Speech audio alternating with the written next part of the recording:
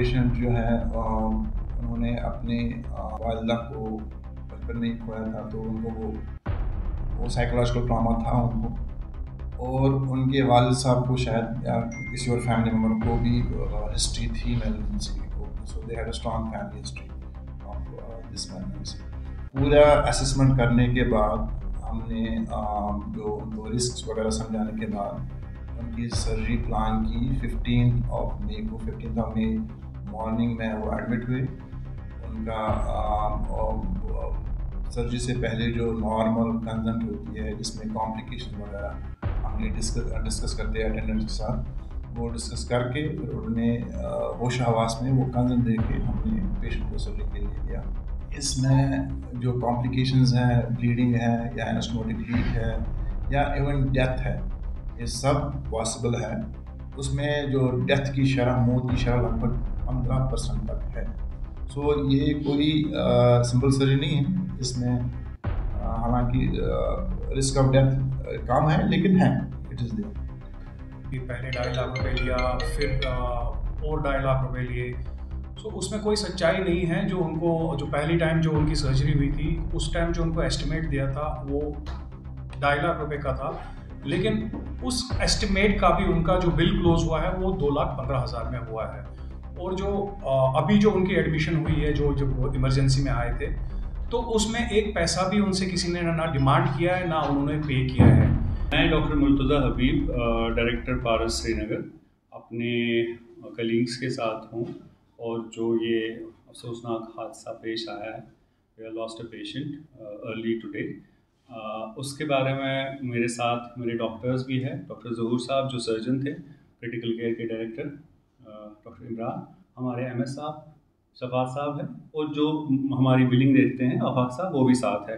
तो मैं चाह रहा था कि हमारे डॉक्टर साहब खुद सभी को बताएं क्या हुआ था और how did this unfortunate incident please.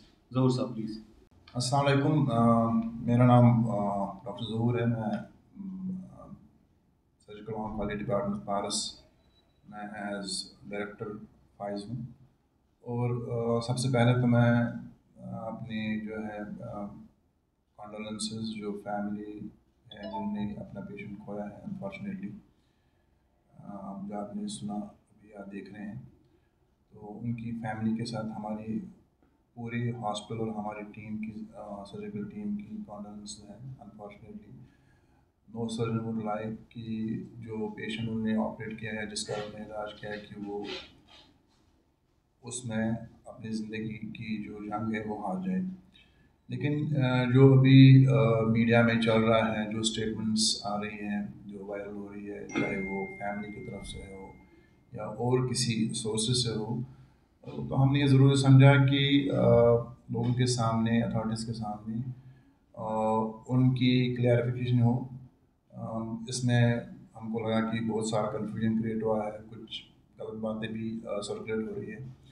तो सबसे पहले मैं जो है पेशेंट के बारे में और जो उनके सर्जरी हुई है या जो उनको तकलीफ़ थी उसके बारे में ब्रीफ करता हूँ।